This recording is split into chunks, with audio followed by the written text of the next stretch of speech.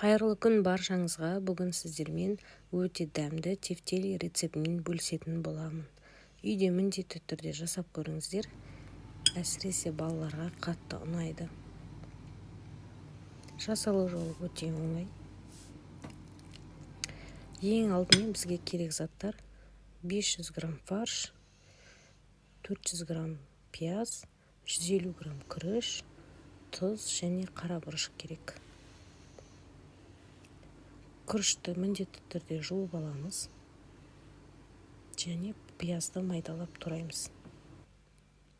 Мінекей, күрішті жуып қойдым, пиязды майдалап турап қойдым. Енді оған 2 шай қасық тұзды саламыз және жарты шай қасық қара бұрышты саламыз.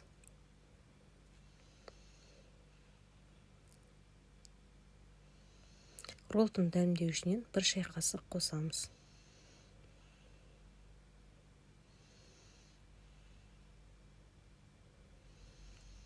Және жұмыртқа қосуды ұмытпаңыздар. Жұмыртқа қоссаңыздар, шашылмай басы бірігіп пісетін болады. Барлығын жақсылап араластырып аламыз.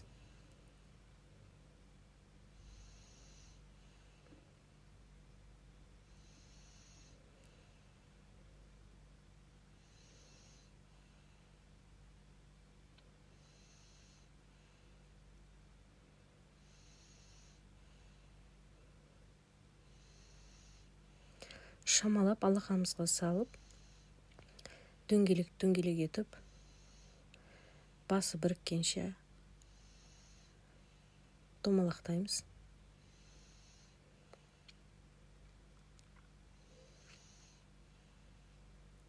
Артылған тефтелиларды мұздатқышқа салып қоямын. Керек кезінде алып жей беруге ыңғайлы.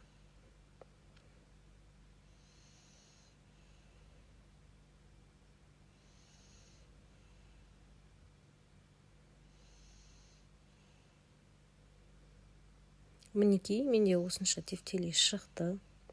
Енді қазір сіздерге зажарканы көрсетемін. 1 пияз, 2 сәбіз болса жеткілікті. Пиязды майдалап турап және теркадан өткізіп алдым сәбізді. Сарымсақты да майдалап турап қойдым. Енді қызып тұрған тапада алдымен пияздың қосыламыз.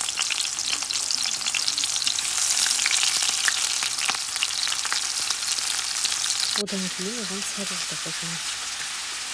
Екеуін жақсы араластырып тұрып қуырып аламыз. Одан кейін 2 шай қасық томат және сарымсағымызды саламыз.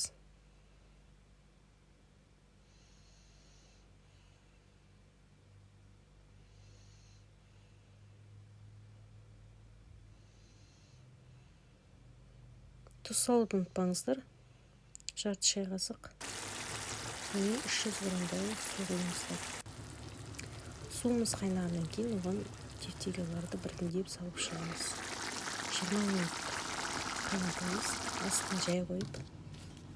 Одан кейін тефтели дайын. Мінекей, гарнирге мен пюре жасадым. Пюре жасауды барлықтарыңыз біледі деп ойлаймын.